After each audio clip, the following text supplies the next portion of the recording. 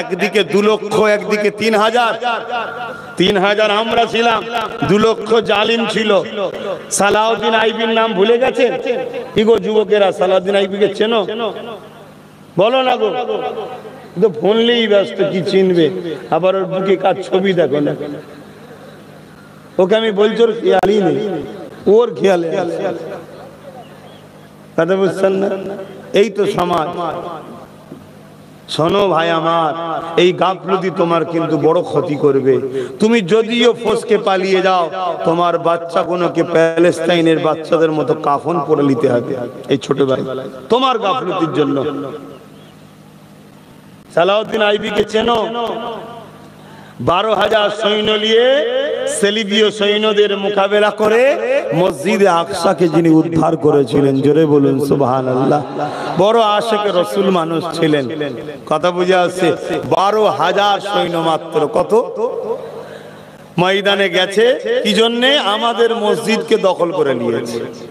এই যে মসজিদ যে দখল, এটা নতুন আজকে নয়, এ যুগ যুগ ধরে আসছে। বাবা, মসজিদে এসে আল্লাহকে সেজদা দিতে ভালো লাগে না, এটা আমাদের দোষ আছে না? নাই, হ্যাঁ আমাদের দোষ আছে। আমরা গাফলতি করি, মসজিদগুলো ফাঁকা করে রেখেছি।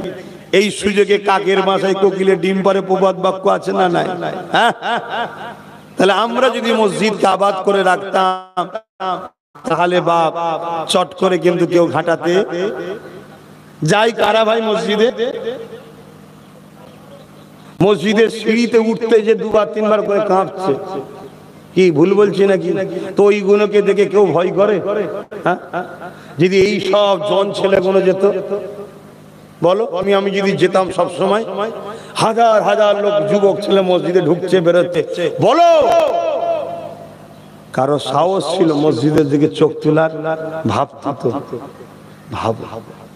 তাহলে কেউ জোর করে লুটছে, সে যেমন দোষী, তাকে সহযোগিতা আমি করছি না করিনি? আমি না যাওয়া মানে তো সহযোগিতা করছি। তাকে যদি আল্লাহ শাস্তি দেয়, আমাকে কি ছেড়ে দেবে মনে হচ্ছে? হ্যাঁ, আমার অজে কষ্ট হচ্ছে, তাহলে বলুন দোয়া করে দিচ্ছি। একভাবে 236 কিলোমিটার রাস্তায় দাঁড়াবার সময় নেই, এসে খাওয়া দাওয়া এখানে করি না। আমার হাবিব ভাই কোথায় গেল? কই হাবিব ভাই? আমার একটা সবাই আমার ভাই, তুমি মুর্শিদাবাদে, ওইটা আমার বাইরে আছে, একটুখানি বেশি কাছের ভাই। সবাই ভাই, কেউ আমার পর নয়। আপনারা আমার পর মনে করতে পারেন, আমি আপনাদেরকে আপন মনে করি। আপন মনে করে বলি তো বুঝাচ্ছি না, এক ধার থেকে প্লেন কথা বলে চলে গেলে তো হয়। আল্লাহ নবী, নবী দয়া নবী, নবী আমার আরশে আজিমের উপরে থাকবেন।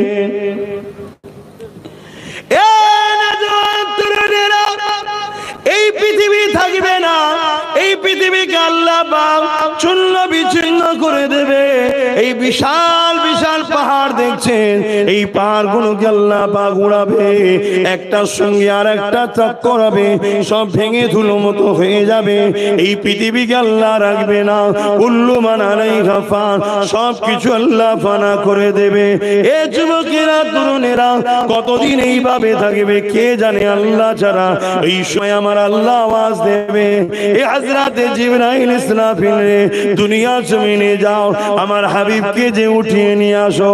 এ নওজোয়ান তরুণেরা, বাপেরা, নওজোয়ানেরা, আমার নবী পাক আজও মদিনা রওজা মুবারকে তোমার আমার জন্য সিজদায় পড়ে গিয়ে আল্লাহ দরবারে এখনো কাঁদতেছে। আল্লাহ নবী হায়াতুন নবী, মানো না মানো না, হাত তুলে তুলে বলো মানো না মানো না। নবী আমার রওজা মুবারকে এখনো তোমার আমার জন্য কাঁদতেছেন। সেই নবী পাককে উঠাবার জন্য আল্লাহ পাক বলবেন, জিবরাইল ইসরাফিল রে যা, দুনিয়া জমিনে যা, আমার হাবিবকে যে তুলে নিয়ে আয়। এই জমিনটা সেই জমিন থাকবে না। এ যুবকেরা, তরুণেরা, এই ঘর বাড়ি গাছপালা কিছুই থাকবে না।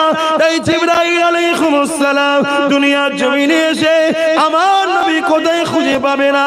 তাই আল্লাহ পাকের কাছে আওয়াজ দিয়ে বলতে লাগবে, ও রব্বি আল্লাহ, আপনার হাবিব কোথায়, আমি জিবরাইল খুঁজে পাচ্ছি না।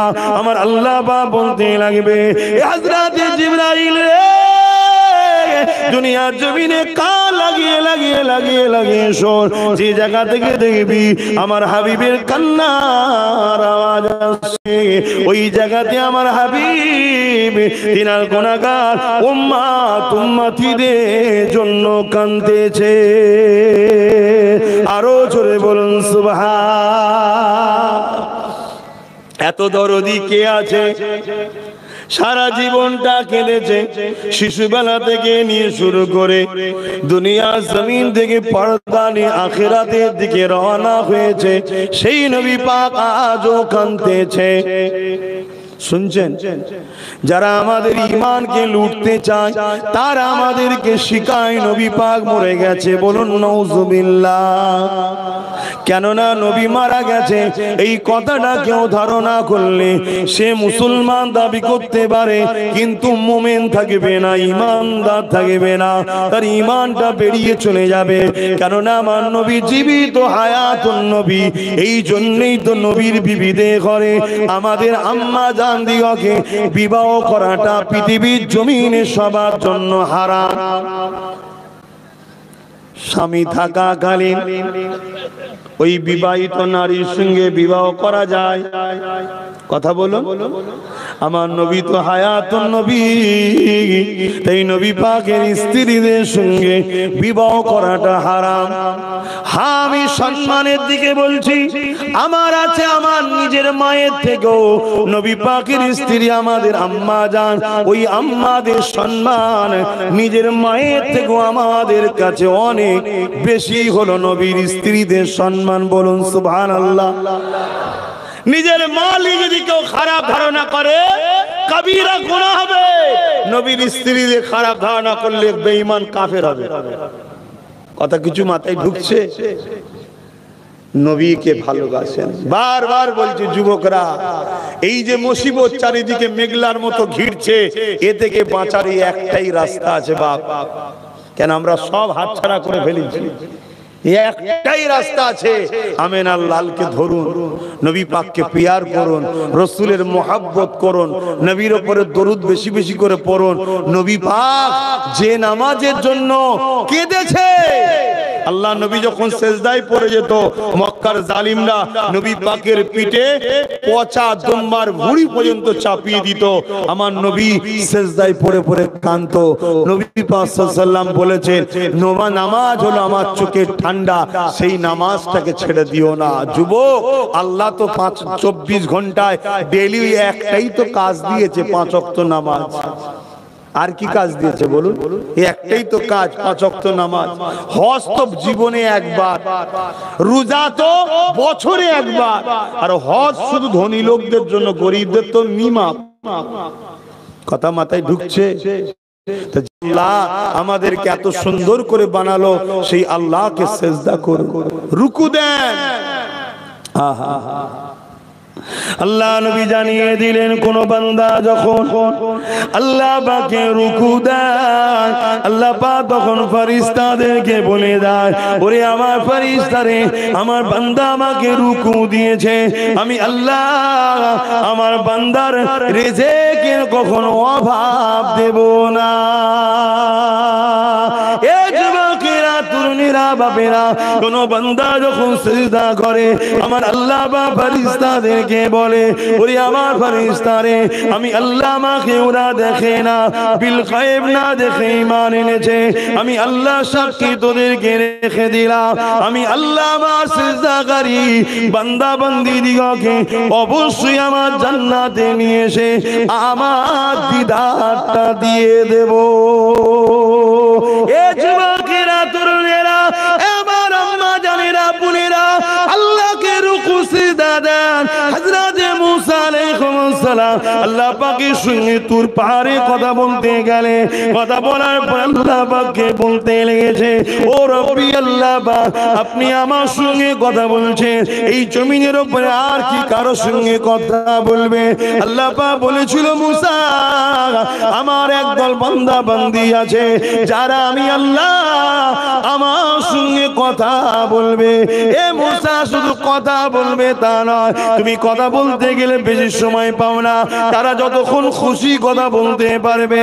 এ মুসা রে, তুমি কথা বলতে গেলে তুর পাহাড়ে তোমাকে আসতে হয়, তারা যখন আমার সঙ্গে কথা বলবে তাদেরকে তুর পাহাড়ে কোনো জায়গায় আসতে লাগবে না, যে কোনো পবিত্র জায়গাতে আমি আল্লাহ আমার সঙ্গে কথা বলতে পারবে। হযরত মুসা রে, তুমি আমার সঙ্গে কথা বলছো, তোমার আমার বিচখানে কতটা দূরত্ব?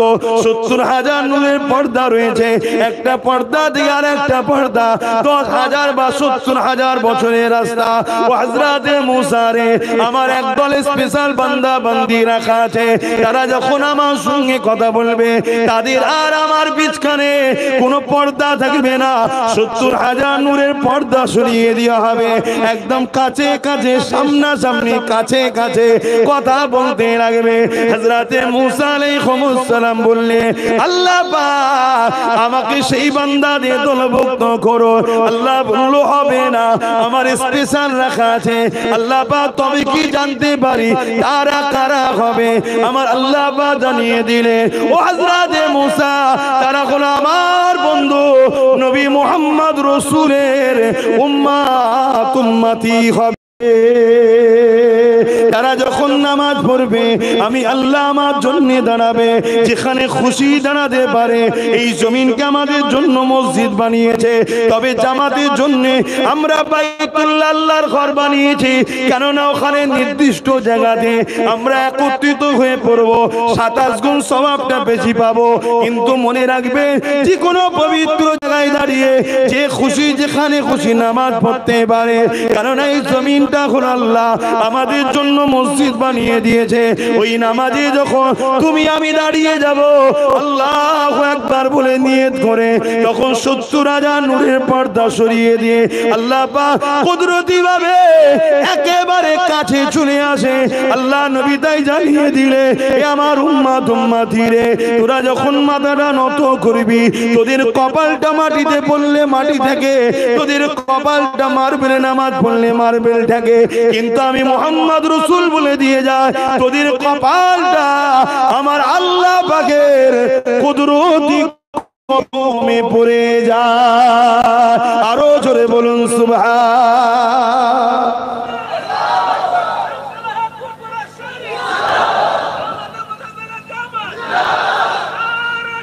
আল্লাহু আকবার। আমার আব্বাজান ভাইরা, আমার আম্মা জানেরা, আমার বোনেরা, সেই নামাজ ছেড়ে দাও ইচ্ছা করে করে আবার। হ্যাঁ, এর চেয়ে বড় দুঃখ লজ্জার কি হতে পারে? যে আল্লাহ দুটো হাত দিল, দুটো পা দিল, দুটো চোখ দিল, দুটো কান দিল, কিডনি দুটো দিল, কোটি কোটি টাকার সম্পদ দিয়েছে ফ্রিতে। তুমি নিজেকে হিসাব করো, তোমার দুটো চোখের দাম কত, দুটো কিডনির দাম কত, তোমার হার্টের দাম কত, তোমার পায়ের দাম কত, তোমার হাতের দাম কত, তোমার চোখ দুটোর দাম কত, তোমার কান দুটোর দাম কত, সবচেয়ে বড় কথা তোমার দিমাগ, যে দিমাগ তো কখনো লাগাচ্ছ না, ওই দিমাগের দাম কত? যদি আল্লাহ মেন্টাল সমস্যা করতো, ঘরের বাপ বাসি কলতে বেঁধে রাখতো, কেন? তুমি পাগল, মেন্টাল তোমার খারাপ আছে। আল্লাহ তা করেনি, সুস্থ করেছে। একটু ভাবো, যদি না ভাবো তো পরিবর্তন হবে কি করে? আগামী দিন বড় কঠিন দিন আসছে বাপ। সুখের হাওয়া আল্লাহ লাগাচ্ছে, আল্লাহ ভুলে গেলে? হ্যাঁ, আমি জানি না আমার কথায় আপনারা যুবকরা বেজার হচ্ছেন কিনা, কষ্ট পেচ্ছেন আমার ভাইগণ। ভালোবাসি বলে বোঝাচ্ছি, এখনো সময় আছে। তওবা করো, ফিরে আসো, আল্লাহর ঘরগুলোকে আবাদ করো, আল্লাহকে সিজদা দাও। তবে মনে রাখবে, আসসালাতু মিরাজুল মুসলিমিন নয়, আসসালাতু মিরাজুল মুমিনিন। মুসলমান আলাদা জিনিস, মুমিন আলাদা জিনিস। প্রত্যেকটা মানুষ জন্ম হয় মুসলমান হয়ে, প্রত্যেকটা মানুষ জন্ম হয় কি হে? বলুন বলুন। মুসলমান। ওই মুসলমান ধরুন হচ্ছে পাসপোর্ট। মুসলমানটা কি? পাসপোর্ট। ওতে ভিসা মাত্রাই মুমিনের, অর্থাৎ মুহাম্মদ রাসূলের প্রেম ও আদবের। জোরে বলুন সুবহানাল্লাহ। মুসলমান তো সবাই, কিন্তু নামাজ মেরাজ স্বরূপ মুসলমানদের জন্য নয়। মুমিন মুমিনা যখন নামাজ পড়ে তখন তারা আল্লাহ দিদার স্বরূপ হয়। জোরে বলুন সুবহানাল্লাহ। ঈমান ঠিক করে নামাজ পড়ো, ঈমান ঠিক করে রোজা রাখো, ঈমান ঠিক করে হজ করো, আল্লাহ তোমাকে এক সেজদাতেই তার করে নেবে। দুনিয়া তোমাকে টানতে চাইলো, তোমার এই মাথাকে আর আল্লাহ থেকে সরাতে কেউ পারবে না। তোমার দিল মনে হবে দৌড় আমার লক্ষ টাকা লস হয় হোক গে যাক, আমি এখন নামাজটা পড়ে এসেছি। জোরে বলুন সুবহানাল্লাহ। ঈমান ঠিক করে পড়ো। আহা, আল্লাহ কত ভালোবাসে, কত পিয়ার করে, কত মহব্বত করে আল্লাহ। আজকে দুপুর বেলা খাওয়া হয়েছে না হয়নি? বলুন বলুন। আল্লাহ খাইয়েছে। কে খাইয়েছে? আল্লাহ। আপনারা অনেকে মনে করতে পারে আরে আমি মেহনত করেছি তাই তোমার শরীরটাকে সুস্থ কে রেখেছে। মেহনত করার ক্ষমতা কে দিয়েছে? অনেক লোক মেহনত করার পরেও ঘরে ফিরতে পারে না, রাস্তায় অ্যাক্সিডেন্ট করে মরেও যায়। তোমাকে সুস্থ নিয়ে এসেছে কে? কোন দিক দিয়ে তুমি তোমার আল্লাহকে অস্বীকার করবে? অতএব সেই আল্লাহ তোমাকে তো কিচ্ছু কাজ দেয়নি বাপ, শুধু বলেছে 5 বার আমার কাছে আসবি, অর্থাৎ আমাকে সেজদা করবি, আর আমার পক্ষ থেকে মুয়াজ্জিন তোকে ডাকবি, আল্লাহু আকবার আল্লাহু আকবার 5 বার ডাকবে, তুই চলে আসবি। আল্লাহ মহান, আল্লাহ সব থেকে বড়, আল্লাহ মহান, আল্লাহ সব থেকে বড়, তোকে ডাকবে, আসবি, এসে আমাকে সেজদা দিবি, রুকু দিবি, তাসবিহ পড়বি। আর নামাজ যখন পড়বেন ওই নামাজের মধ্যেই আবার আল্লাহ আমাদেরকে নবী চিনিয়ে দিচ্ছে। জোরে বলুন সুবহানাল্লাহ। চিনাচ্ছে না চিনাইনি? বলুন। নামাজ কার জন্যে? নামাজ কার জন্যে? আরে জোরে জোরে বলবেন তো। নামাজ কার জন্যে? শুধুমাত্র আল্লাহর জন্যে। কার জন্যে? আল্লাহর জন্যে। নামাজে কেরাত পড়া হয় কার জন্যে? তো সূরা ফাতিহা বা অন্য সূরা মিলান কার জন্য? একটু সারা দেন। রুকু দেন কার জন্যে? রুকুতে যে তাসবিহ পড়েন সুবহানা রাব্বিল আযীম কার জন্যে? সেজদা দেন কার জন্যে? সেজদায় যে তাসবিহ পড়েন কার জন্যে? সুবহানা রাব্বিল আলা কার জন্যে? আমরা যখন বলি সুবহানা রাব্বিল আলা, আল্লাহ বলে ফেরেশতা রে দেখ কত গুনাহ করে এসেছে, আর এসে বলছে আল্লাহ আপনি সবথেকে বড় পবিত্র। জোরে বলুন সুবহানাল্লাহ। আল্লাহ আপনি সবথেকে বড় পবিত্র, অথচ সব গুনাহ করেছে। বলে না বলে গুনাহ করেছি না করিনি? আল্লাহ বলে হ্যাঁ ফেরেশতা রে এত গুনাহ করে আমাকে সবথেকে বড় পবিত্র বলছে, আমার পবিত্রতার গুণগান গাইছে। ফেরেশতা আমি আল্লাহ ওদেরকে আজ ছেড়ে দিতে পারি না রে, যা সাক্ষী থাক আমি আল্লাহ ওদের গুনাহগুলো মাফ করে ওদেরকেও পবিত্র বানিয়ে দিলাম। জোরে বলুন সুবহানাল্লাহ। আরো জোরে জোরে বলুন সুবহানাল্লাহ। আহা সুবহান রাব্বিয়াল আলা। কার জন্যে? আল্লাহর জন্যে। বলুন কার জন্যে? আল্লাহর জন্যে। কার জন্যে? আল্লাহর জন্য। একটা বাহানায় আল্লাহ বলাচ্ছি না বলাইনি? আপনারা বিরক্ত হচ্ছেন, কি করব বাপ, আমাদের কাজই তো, আমাদের কাজই তো তোমাদেরকে রাসূলের প্রেমিক বানানো, আল্লাহর প্রেমিক বানানোর চেষ্টা করছি। তাই একবার আল্লাহ বলালে বাহানায় চাপে পড়ে হোক যাই হোক, বারবার বললি হোক, একবার যদি বলো আল্লাহ অমনি 40টা আল্লাহ নেকি দেয়। জোরে বলুন সুবহানাল্লাহ। তাই বলাচ্ছি সুবহান রাব্বিয়াল আলা। কার জন্য বলেন? আল্লাহর জন্য।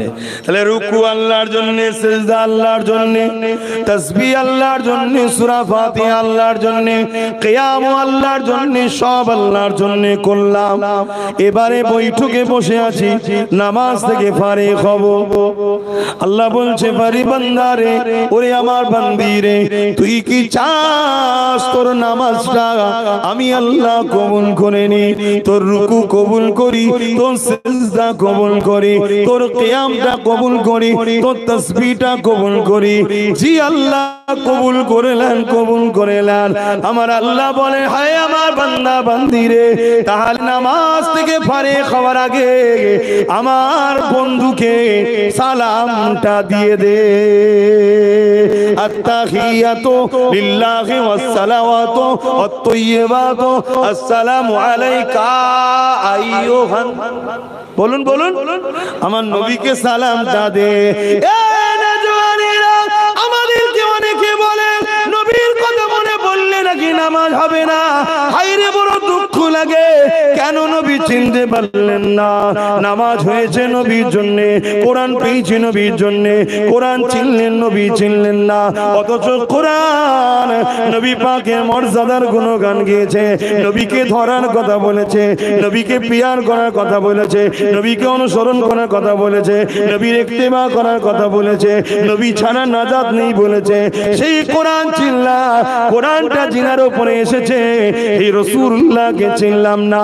মনে রাখবেন, আল্লাহ পাক কোরআন তিলাওয়াতকে ইবাদতের মধ্যে শামিল করেছে, আর নবী পাকের প্রেম আদবটাকে আল্লাহ পাক ঈমানের মারকাজ বানিয়েছে।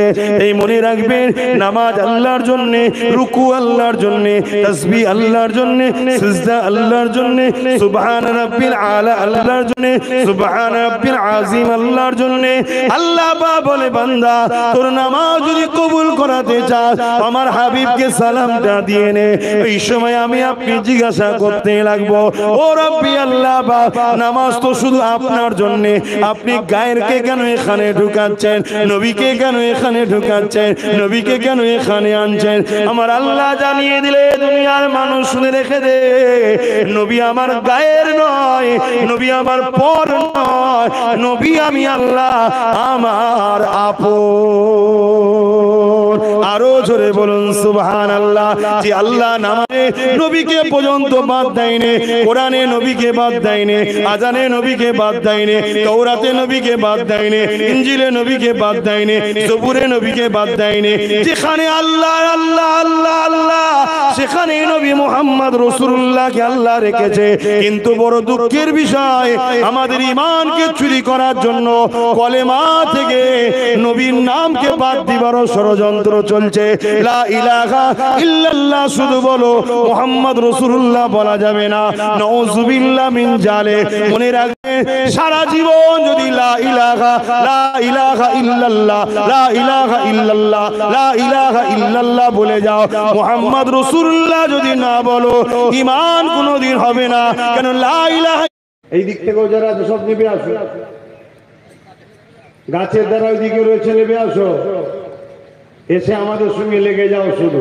হ্যাঁ মাশাআল্লাহ, কত সুন্দর লাগছে, এবার বলো বলো কত সুন্দর লাগছে। আচ্ছা বলো, এই যে মাহফিলটার সৌন্দর্য বাড়ছে, এটা কি আমার বাড়ছে না আমার রাসূলুল্লাহর মাহফিলের সম্মান বাড়ছে? বলুন বলুন বলুন, রাসূলুল্লাহর মাহফিলের সম্মান বাড়ছে। আসুন আমার সোনার ভাইরা, না আমার আলোচনায় কষ্ট পেয়ে গেলেন আপনারা? দেখুন ভাই, আবার বলছি, ঈমান ঠিক রাখবেন। ঈমান দয়াল নবীর প্রেম আদবের উপর দাম, জোরে বলুন সুবহানাল্লাহ। তাই আমরা আদবের সাথে দাঁড়িয়ে প্রেমের সাথে রাসূলুল্লাহকে সালাম দিই। যদি আমার কোনো ভাইরা বসে দেয়, তাদেরকে ডিস্টার্ব করা, ছোট বড় কথা বলা, বা তাদেরকে ইসলাম থেকে বেরিয়ে গেছে এমনটা আমরা বলি। কোরআনে ইশারাতান আছে, হাদিসে ডাইরেক্ট আছে, জোরে বলুন সুবহানাল্লাহ। সাল্লু, দরুদ পড়ো, ওয়াসাল্লিমু, সালাম দাও। সালামের পরে আল্লাহ বলেছে তাসলিমা, সবথেকে উত্তম ভক্তি ভালোবাসা আদবের সাথে সালাম দাও, জোরে বলুন সুবহানাল্লাহ। কেননা দরুদ পড়লে সওয়াব হয়, সালাম দিলে রাসূলুল্লাহ জবাব দেয়, আর জবাবটা তুমি আদবের সাথে নাও, দাঁড়িয়ে দাঁড়িয়ে নাও, জোরে বলুন সুবহানাল্লাহ। দ্বিতীয় নম্বর কথা, বাবুল আদব কিতাবুল কিয়াম, নবী পাককে আদবের বাবে কিয়ামের অধ্যায়ে রাসূলকে সাহাবারা দাঁড়িয়ে দাঁড়িয়ে সালাম দিয়েছে, জোরে বলুন সুবহানাল্লাহ। আজকের দিনে এক্ষুনি লাইভ মদিনা শরীফ মানুষ লক্ষ নয় কোটি কোটি লোক যাচ্ছে, যারা বাবু সালাম বলে গেট আছে, ওই গেট দিয়ে ঢুকছে, সব নবী পাককে দাঁড়িয়ে দাঁড়িয়ে সালাম দিচ্ছে। জোরে বলুন সুবহানাল্লাহ। এটা খানের ব্যাপার, দিলের ব্যাপার। কিন্তু আমার ভাই আসুন নিজেদের মধ্যে এই জুজিয়াত মাসলালে ইখতিলাফ যেন না হয়। কেন?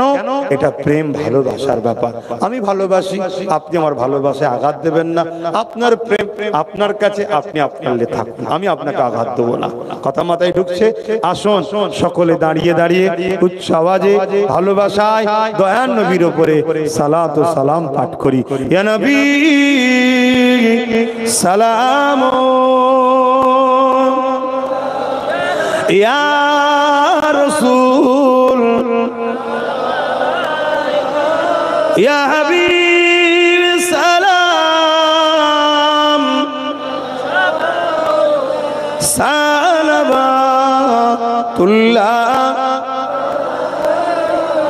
কঠিন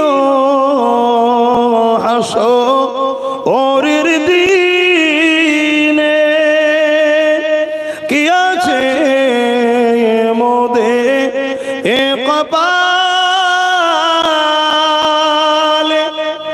গুনাহগার উম্মাহ আতো আপনার লইবেন সঙ্গে এ মাহশরে। নবী সালাম, ইয়া রাসূল, ইয়া হাবিব সালাম, সালাওয়াত। ইয়া নবী মদিনা হতে সব কিছুই পারেন দেখিতে, মুদির কবরে এ রাখিলে লইবেন আপন করে। নবী সালাম, ইয়া রাসূল, ইয়া হাবিব সালাম, সালাবাতুল্লাহ। আমি আরো একটা কথা জানতে চাই, আপনারা হাত তুলে দোয়া চান? কেন বড় দুঃখের সাথে বলতে হয়, আমাদেরই ভাই যাদের আব্বা সবাই হাত তুলে দোয়া চেয়েছিল, আজকে কিছু কিছু ভাইয়ের আমার হাত তোলা বন্ধ করে দিচ্ছে, জানি না কেন। তবে মনে রাখবেন, আমার রাসূলুল্লাহ যখন খুব খুশি হয়ে দোয়া চাইতেন, কোন কোন হাল এমন হতো এত লম্বা হাত তুলতেন, নবীর শরীরের এই মুবারক অংশগুলোও দেখা যেত। জোরে বলুন সুবহানাল্লাহ। আসেন আল্লাহর কাছে আমরা ভিক্ষার হাত পাতবো। সকলে গায়ে গায়ে বসবেন, সকলে বসুন। দরুদ শরীফ আল্লাহুম্মা সাল্লি আলা